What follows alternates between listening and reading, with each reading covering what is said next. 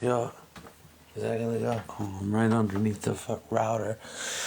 Yeah, no, I agree with you. And I'm gonna tell you why. And I told you I have a cold this week. And I'm trying to be low key because I have a neighbor right here and he picks up everything.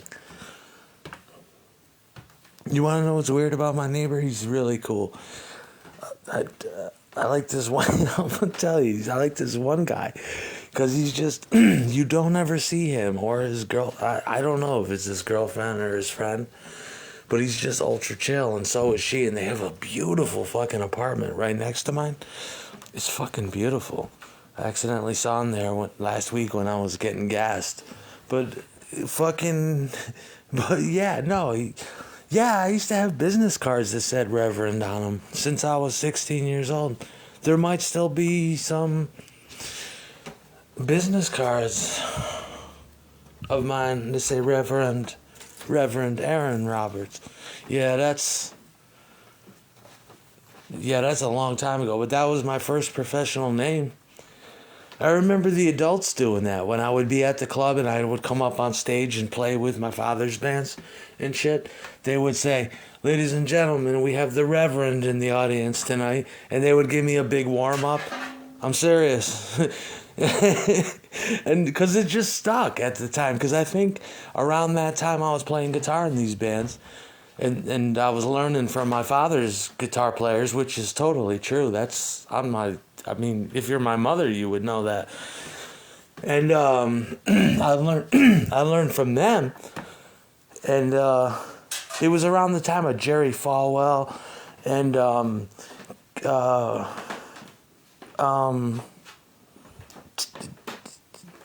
Tammy Baker, you know, Tammy Lee Baker.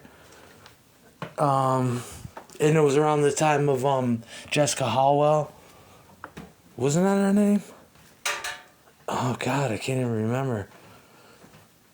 And the Reverend. And so that was my nickname. I was only like 13 years old, man. And that's what they would call me because I got it from Jello Biafra. I really was 11, 12 years old when I got into the Dead Kennedys. It was at a skateboard jam where there was a quarter pipe and there was a half pipe that they had made for urban street skaters. We skated curbs and concrete, you know. They had a different division for that because that's where we grew up. It's just like being a landlocked surfer. So none of us could skate a fucking ramp. I mean, how funny would that be to bring but we did. But typically you bring a New York guy to California to vert or skate bowls even or some archaic shit like that. He's going to be so displaced because he's just an urban skater. Urban skaters got the fat styling. They got the big wheels and the longboards that are covered entirely in duct tape. And they got special shoes on, and their feet are always more scuffed than a California skater. They got duct tape around their shits. They look destitute. They look like hobos. They look like crackheads, and mostly they are. But they skate, and they never hesitate to grind on a fucking curb. Grind like my dick against deer head. Grind it. Independent fatty trucks with red flake enamel chipping off. Grind on that shit with some big fat slime balls or some shit like that from Santa Cruz. Always East Coast trying to ebb over to West Coast and hating their predicament. Yeah. We fucking hate it. And then they skate the same in Philadelphia. They skate the same in Newark, New Jersey. And they skated like that in Savannah, Georgia. And they skate like that in Raleigh, South Carolina. They skate like that in Tampa, Florida. Even. Always trying to get over.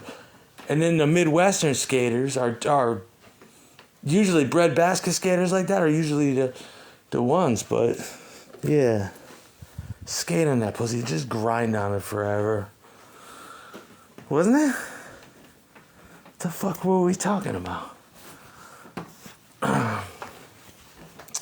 Yeah, it's like that though. But with the yeah, no, this I'm not trying to. Everybody gets touchy, and they want to claim credit for the productions that I've seen, and the productions that we've known. It's all what's the word?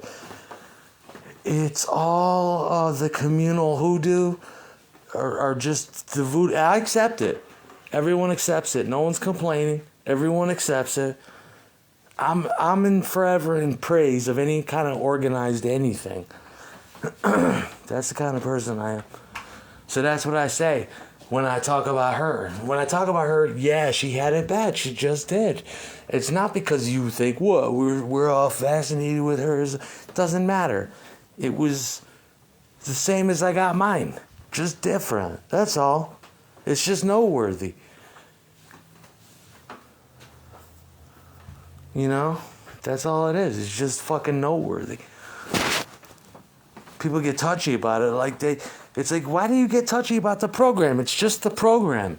What I feel really isn't important, you know? It's just the program. It has nothing to do with you. It's just the shit that we have to work with.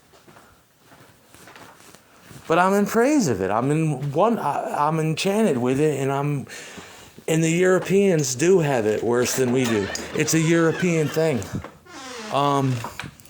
Yeah, I hit the nail on the head when I was talking about Germany and guerrilla theater. Yeah, it's a crazy Euro thing, and it's awesome.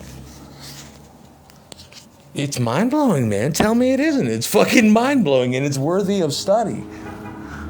And they get real upset about it, you know. But it's a craft, and it's just, you know what you could think of it? I mean, I tell other people all the time, I'm like, think about it like the Mona Mia, you know? Fucking Besame Mucho paparazzi. That's all it is. That's all it is. It's supposed to be mind-blowing. Embrace it. Enjoy it. Pop a Bubblicious in your mouth and look around. And then fucking look around like it was 1980 and be like, wow. That's all you can do. I do. It's just like, okay, it's just paparazzi. That's all it is. Yeah, but you know, and they get high or they get drunk or whatever. They get human about shit, and they want to cross barriers. You're just like, whatever. But that's not your fault. That's just the program. That's all it is. Oh, fucking dad. Fuck, please, fuck this pussy. Yes, little.